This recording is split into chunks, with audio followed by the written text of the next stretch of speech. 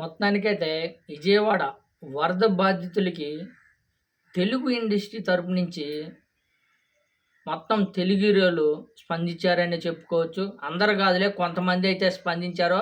అందులో ఎన్టీఆర్ గారు మొట్టమొదటిగా ఎన్టీఆర్ గారు స్పందించారు.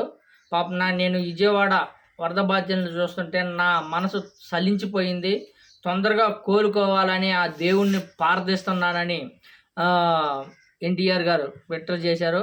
అదేవిధంగా ఇస్పెక్ట్ సేన్ కానీ తనకు తోచిన సాయం అటు తెలంగాణ ఇలా ఆంధ్రాకి కానీ ఎన్టీఆర్ చేసిన మరుక్షణమే ఆయన కానీ స్పందించాడు. తర్వాత త్రివిక్రమ్ గారు కానీ సిద్ధు జొన్నలగడ్డలు కానీ ఇలా చాలామంది తెలుగు హీరోలు వాళ్ళ మంచితనంతో ఏదైతే సీఎం సహాయ నిధి కింద తలా ఎన్టీఆర్కి అయితే 50 లక్షలు, మిగతా వాళ్ళు కానీ కొంచెం వేశారు. మొత్తానికైతే గొప్ప మనసు సాటారనే చెప్పుకోవచ్చు.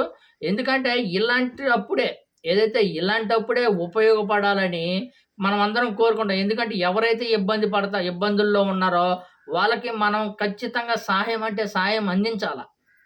సాయం అందించినప్పుడే కదా వాళ్ళు కృతజ్ఞత భావం కలిగేది. మనకు మంచి జరగాలంటే అలాంటి వాళ్ళకి సాయం చేయాలా.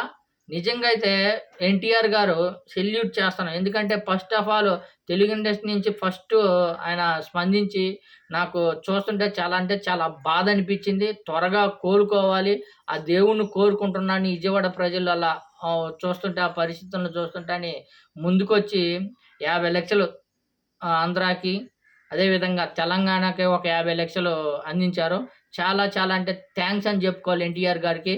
ఇలానే అందరూ సినీ ఇండస్ట్రీలో ఉన్నోళ్ళు, పెద్ద పారిశ్రామికవేత్తలు, డబ్బున్న వాళ్ళందరూ ముందుకొచ్చి ఏదైతే విజయవాడ వరద బాధితులని స్వచ్ఛందంగా ఆదుకోవాలని మనస్ఫూర్తిగా కోరుకుంటున్నా. అదేవిధంగా కొంతమంది ఉంటారు ఎదవలు, కబుర్లు చెప్పడానికే తప్ప ముందుకు రాని వాళ్ళు. ఎవరైతే ఇప్పుడు సాయం చేసిన కబుర్లు చెప్పరు, స్వచ్ఛందంగా వచ్చి సాయం చేస్తారు. కొంతమంది కబుర్లు చెప్తారు. కబుర్లు చెప్పడం కాదు, ఇలాంటప్పుడు కానీ సాయం చేయాలి. మామూలుగా వచ్చి రాజకీయం చేసి 4 రూపాయలు సంపాదించుకొని వెళ్ళిపోవడం కాదు. ఆంధ్రప్రదేశ్లో ఎవరైతే రాజకీయం చేసి సంపాదించుకున్నారో డబ్బులు, వాటిని ఇట్టేటప్పుడు ఏదైతే ప్రజలు ఇబ్బందుల్లో ఉన్నప్పుడు వాటికి వినియోగించుకోవాలా. వినియోగించుకుంటే మీరు సంపాదించిన చప్పు మీకు రేపు ఎప్పుడు ఇట్టాడు వరదల్లోనో లేకపోతే ఏదైనా జరిగినప్పుడు మీ ఆస్తులు మీ కానీ పోతాయి. ఇలాంటివి జరిగితే కొంచెం మనసు ప్రశాంతంగానే ఉంటుంది ఇలాంటి వాళ్ళకి హెల్ప్ చేస్తే.